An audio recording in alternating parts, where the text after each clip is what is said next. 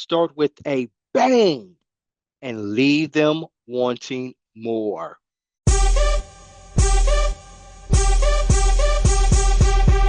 Welcome to Transformational Thursdays, where we help you to unleash your voice and ignite your full potential. My name is Johnny Randolph. I am a speaker, trainer, podcaster, a renowned Toastmaster.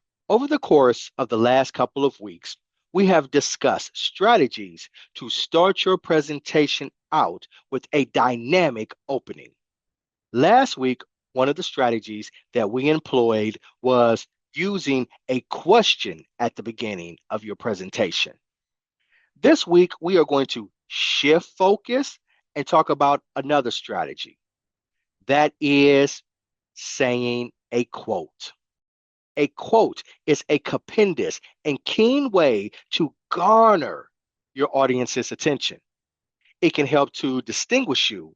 It can identify your theme, or it can add some humor to your presentation. Let's talk about some keys to accelerating the effectiveness of using a quote during the presentation. Tip number one. This is the most important tip of anything that I will say. If you do not recall anything else, remember this one. Say the quote absolutely correctly. Use the same words that the author of the quote used. Do not paraphrase or try to say it in your own words if you are indicating that it is a quote.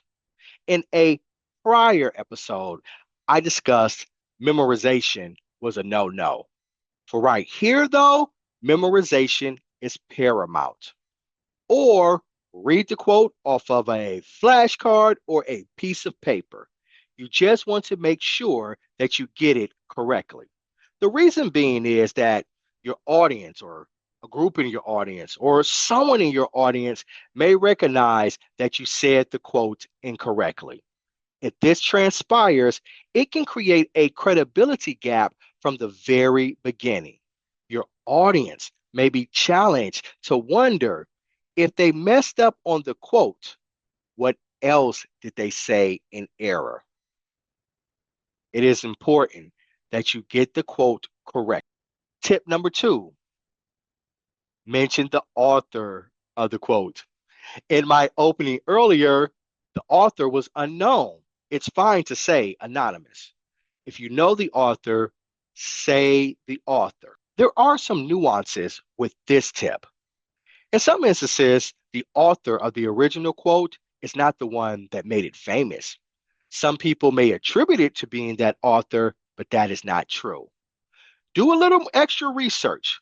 Whenever you're going to say a quote, ensure that you get the author correct. Because again, there may be pockets of people in the audience that know the original author, and if you say it incorrectly, this can create a credibility gap.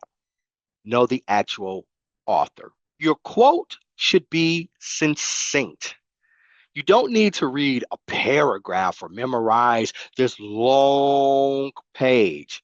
Make your quote succinct. 1 to 2 sentences, no more than 20 words. The quote should align with the presentation. If you are doing a presentation about marketing, don't make your quote about accounting or losing money. Make the quote align with the thesis or the topic of your discussion. The quote does not have to come from somebody that is famous or well known. It can come from somebody that you know, from a friend or a family member, someone in your community, someone that you just met. Think about it. Forrest Gump once told you what his mama said. And that line has probably resonated with you more than any statesman or famous author or philosopher. The quote does not have to be from a famous person. In summary, using a quote to kick off your presentation is a great way to grab the audience right from the onset. Please join us next week where we will be talking about using the techniques of telling a story to open your presentation. Until then, remember to be your best, to be inspired, to be great. Peace.